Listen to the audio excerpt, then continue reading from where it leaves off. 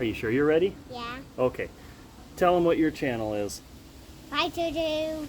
Yep. He's got a channel. It's called Riker Dude. And my daughter has a channel, Rowan's Wildlife. And I have a channel that you're watching.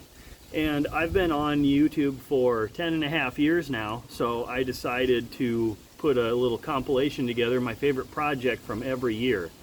So this year, what's your favorite thing we've done this year? I don't know. Sidecar? Yeah. Yeah. We'll start with the sidecar and then we'll go through all the years. We'll start with this year, 2022. My favorite project so far this year has been metallic waste. Right now it's actually probably going to need a new engine. I need to actually pull it out and tear it down, but you see in this clip the condition I got it in. I needed to put a battery in it. I put a different set of carbs on it. Lights on the sidecar got swapped out for ones that worked. I had to replace front brake calipers, master cylinder, bleed them, that sort of thing. Exhaust has got a few holes in it that I patched. I got rid of those homemade baffles in the exhaust and put some glass pack mufflers in it. A little bit of cleanup on some of the cobbled stuff. I redid a bunch of the wiring. I put a fuel tank on the back. You can see here I'm actually fixing a bad seam on the main tank. And actually when you're riding this thing around town, the main tank will provide enough fuel, but if you try and go down the road at a high rate of speed, or if you try and rev it real high in town, you actually pull more gas than that factory tank is able to provide. So it's got an auxiliary fuel tank on the back. I 3D printed a few things for it, switch mounts, light mount for the sidecar so the kids can see what they're doing, or if I've got cargo in the sidecar at night, I need to check out that sort of thing. I threw a lawnmower battery in the sidecar behind the seat, so I've got power. I can leave the lights on. I don't have to worry about running a tiny little motorcycle battery down. But yeah, right now it's actually going to have the engine pulled out and some major repairs done because it's down a cylinder and it's smoking real bad. But you can't kill this bike. It's going to keep coming back. The parts for it are dirt cheap. They're everywhere, so it'll be up and running again someday soon. I didn't put this much work into it just to let it sit again. Just right here I'm flying the car a little bit. Just something fun you can do. Learn how to balance a sidecar, and I can go for miles like that. Here I'm taking it off-road up north in Minnesota. It is absolutely not built for that. I'm on street tires. I'm alone, going through puddles.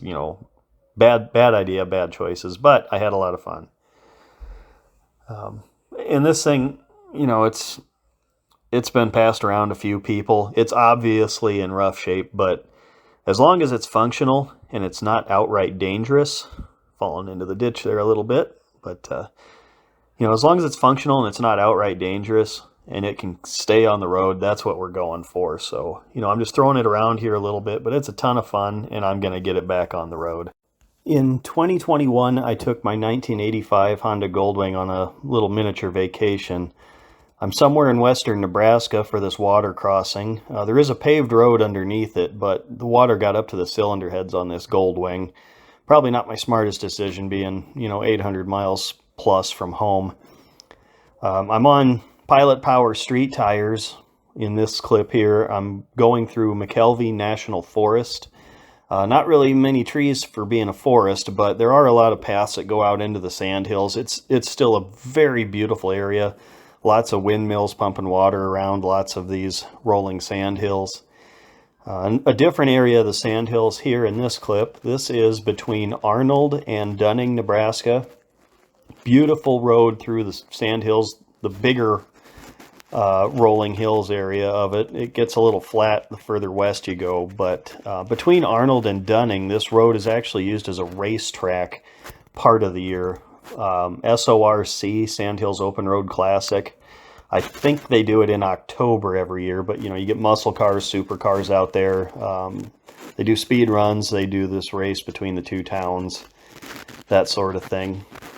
In the next clip, I'm in the Iowa Luss Hills, and I chose to highlight this Fulton Road but there are a lot of really nice gravel roads that you can drive in your average passenger vehicle. Again, this is a fully loaded Goldwing that I'm doing this on street tires, and it is dry is the key here. If it's wet out there, even dual sport bikes or dirt bikes are going to struggle. But this road is one that I've ridden before. There's a lot of these cutout roads out in the Luss Hills. This was on the way to a scenic overlook I really like. Just tons of places in the Iowa Luss Hills to get lost in, scenic overlooks to check out. In 2020, I put a turbo on my Honda CRF 250L. Low-speed off-road stuff, it was pretty worthless and actually made it more difficult to drive. But when you were going down the road, it was just a blast. Considerable amount of power gain doing that, but really not worth the effort. And in the long run, I took it back off. The turbo ended up burning up because it was not a very good one, obviously. Only $200 on eBay, but fun while it lasted. I don't think I'd ever do it again, though.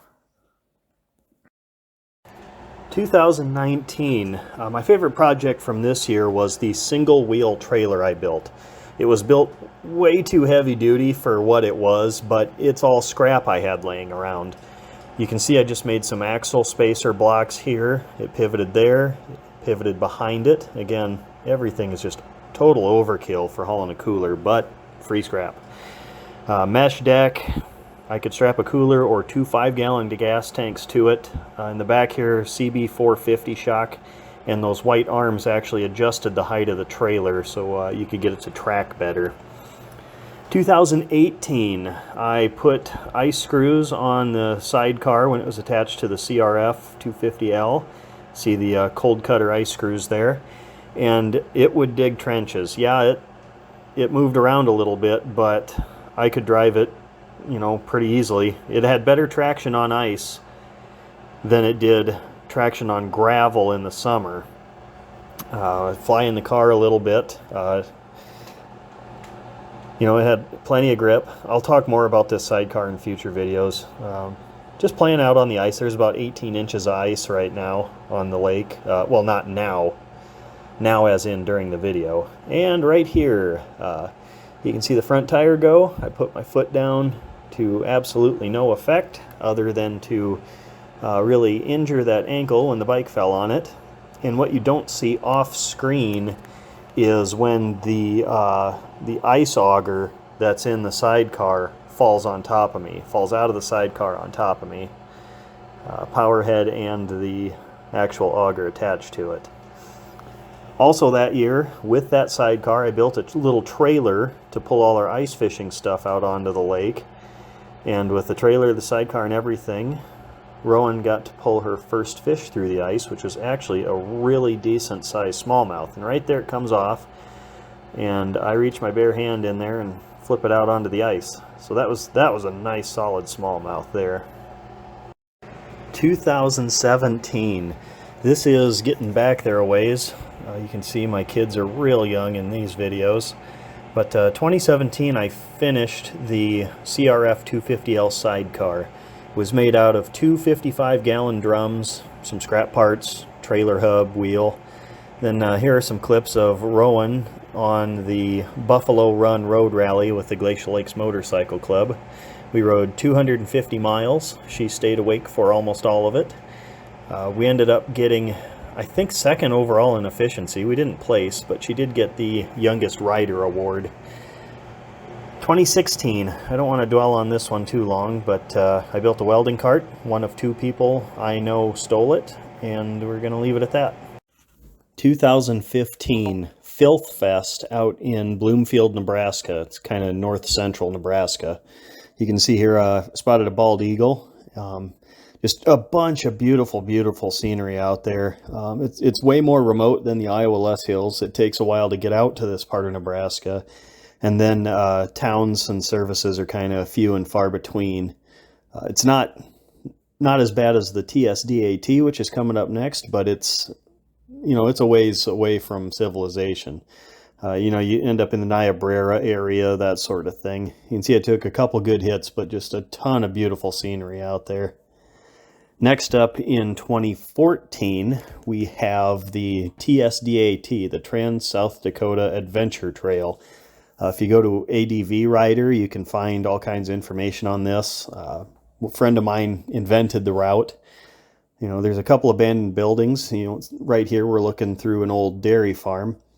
Then, you know, there's a silo with a tree growing through it, all kinds of this fun stuff along the route. But it starts in Mitchell, South Dakota, and this year, 2014, you know, you can see here we're driving over the dam in Yankton. It kind of goes back and forth between South Dakota and Nebraska a little bit. You can see here we stopped along the Missouri, take a group picture, then continue on down into the river, actually. This road is built right in the river away from shore, and then the Pickstown Dam.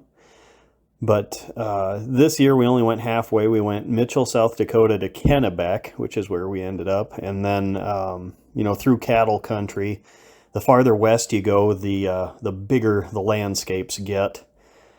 You know, cattle gates. You know, the rival cow gangs here facing off. Neither one of them can get to the other side, but lots of open range land. Very few farms in the way. You see here we hit some mud. A couple of the bikes, like this XT250 and the big BMW here, they have those fenders close to the tire, and they just packed up with mud and locked up the front tire. You know, these big bikes get tipped over. It takes some effort to get them back up. But we got everybody through that mud. That took a little bit longer than we had hoped. Continue on through cattle country here again. Just incredible landscaping out here. But like I said earlier, you know, the Filth Fest wasn't really that far out in the sticks. This TSDAT ride, you know, there were times when we were 60, 70 miles from the nearest town along parts of this. The farther west you go, the farther apart the towns get too. See this hunting lodge here? And then after this, we made our way to Kennebec, and that was the end of the trip for part one. I've got the other set of videos for Kennebec all the way out to Wall, South Dakota, too, if you'd like to see those. 2013, we see here a pneumatic cannon that I built out of industrial scrap. Stainless steel, mounted on a tripod, sprinkler valve, and in this clip we're shooting a tennis ball into the open top of that silo. That gun would also shoot apples, potatoes, pop cans, Gatorade bottles, and I had a golf ball barrel, which was incredibly scary. 2012, this is the last little bit of the climb to the top of Pikes Peak. I got to chase that FZ1 up to the top. There's a whole half-hour video on my ride all the way up that mountain. This is the top of Mount Evans, which I was actually too tired to walk to the very top, but I did ride the motorcycle up there. 70-mile-an-hour winds up there. It was pretty sketchy. And that big cloud is not actually a cloud. That is the forest fire out there in Colorado. Sometime I'll record the silo story for you that goes along with that. And finally, 2011, my very first YouTube video, I put a Yoshimura exhaust on my Versys, and I did a burnout. So that is my 10 and a half years on YouTube, all summed up for you.